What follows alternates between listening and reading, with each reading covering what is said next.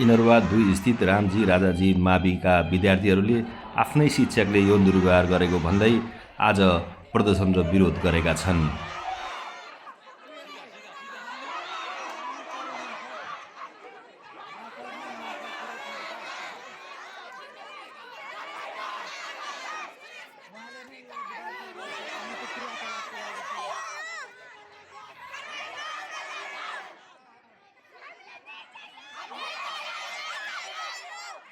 सरले विद्यार्थीलाई ब्ल्याकमेल गर्नुहुन्थ्यो, उहाँले छेड्नुहुन्थ्यो, ब्याक टच गर्नुहुन्थ्यो केटीहरूलाई। त्यस्तो गर म तिमीलाई एक्जाममा पास गराइदिन्छु, मसँग बोल्छौ भने एक्जाममा पास गराइदिन्छु भन्नुहुन्थ्यो केटी मान्छेलाई। टेनको एसिडीको बेलामा दिदीहरूलाई इसलिए पास गराउनु भएको हो दिदीहरूलाई।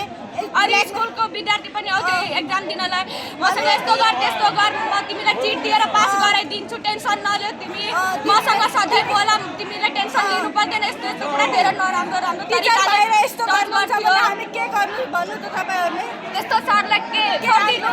कारबाही गर्नुपर्छ। यो सरले जुत्ताको माला लाउँछ, यो सरले कालो पोच्छु मुखमा। सरको नाम के थियो भन्नु? सुरेश मेहता। यही हो त्यो मान्छे। राम्रोसँग हेर्नु। के पढाउनुहुन्छ उहाँले? काम धेरै एकाउन्टेन्ट टिचर हो हाम्रो स्कुलको, राजनीति स्कुलको एकाउन्टेन्ट टिचर हो। धेरै नराम्रो हुनुहुन्छ। सुरेशको माथि कारबाही गर।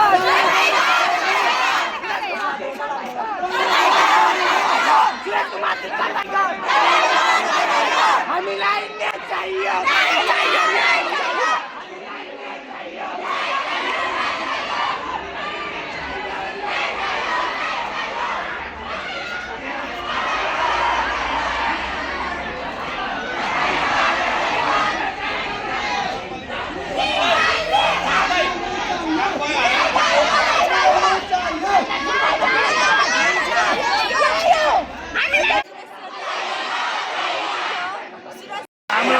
मैले त नानीहरूको विषयमा मैले बस्ती थाहा पाएँ। हिजो चाहिँ मिटिङ भयो, सुरेश मेहताले हाम्रो 8 क्लास पढ्ने नानीहरूलाई के लो प्रब्लम दिएर के कुरो गरो त्यति त बुझ्न सकिनँ।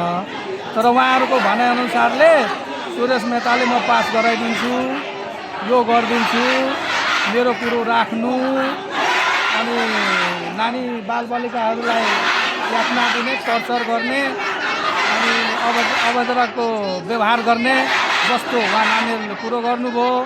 मैले अहिले एक्कासी अध्यक्षजीले फोन गर्दाखेरि म त्यहाँको जनप्रतिनिधिको नाताले म जाने बित्तिकै विद्यार्थीहरूले मसँग पनि तपाईँ खै कारबाही गर्नुभयो, खै दारामा ल्याउनु भयो र मलाई पनि झम्टिनु भयो। म नानीहरूलाई भने तिमीहरूको माग जायज हो भने, तिमीहरू झुटो बोलेको छैन भने, उहाँ सुरेश मेहताले गल्ती गरेको छ भने उहाँलाई कारबाही हुन्छ।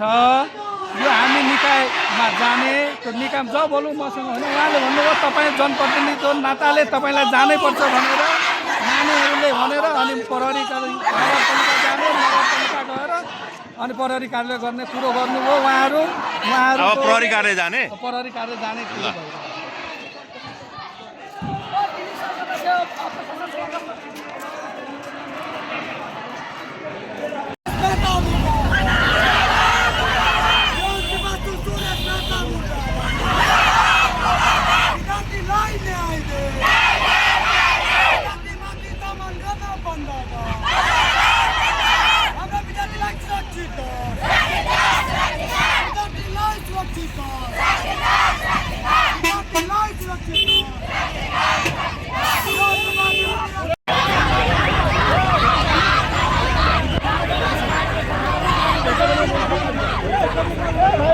सारा